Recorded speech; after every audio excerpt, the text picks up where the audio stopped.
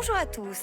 Gyrophares et sirènes actionnées, pour eux, chaque seconde compte. Les véhicules prioritaires doivent avoir un accès aussi dégagé que possible.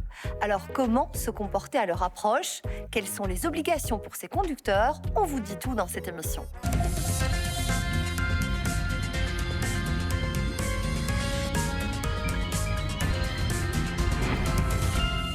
En mission urgente, avant, les véhicules prioritaires devaient respecter le code de la route avec parfois quelques dérogations.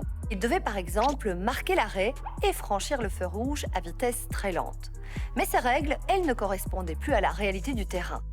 Résultat, grand changement dans le code de la route depuis octobre dernier. Les conducteurs de ces véhicules prioritaires peuvent désormais déroger à toutes les règles, sauf à quelques exceptions, démonstration sur le terrain.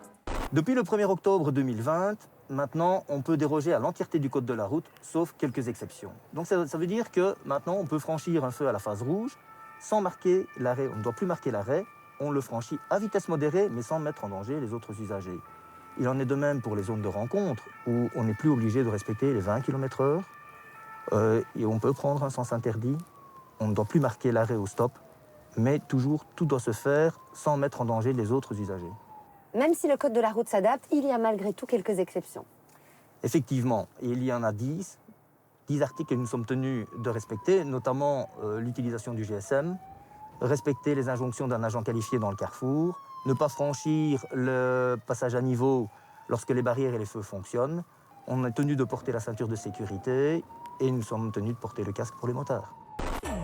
Ces règles élargies sont d'application pour les véhicules de police et de police militaire, des services d'incendie, de la protection civile, de l'intervention médicale urgente ou encore des services de gaz et de déminage.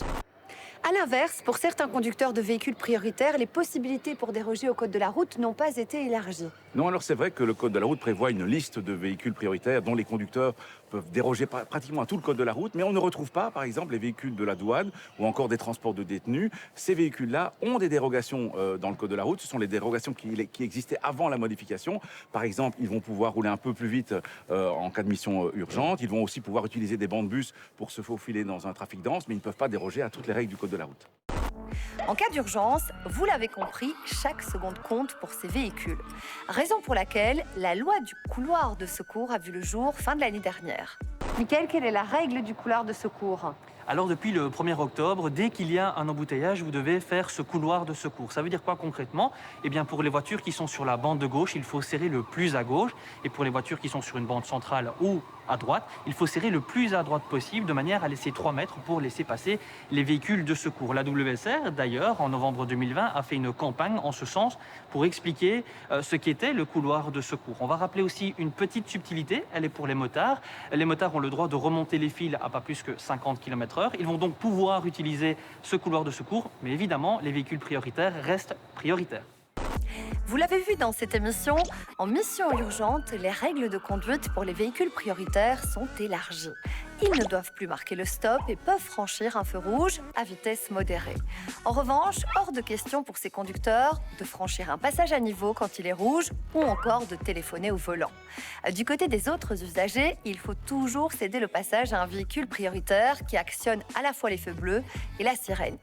Et depuis la fin de l'année dernière, en cas d'embouteillage, vous devez libérer un couloir de secours.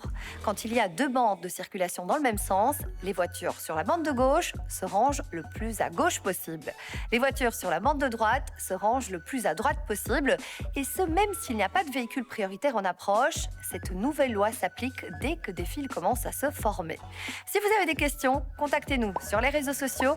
À la semaine prochaine et d'ici là, bonne route!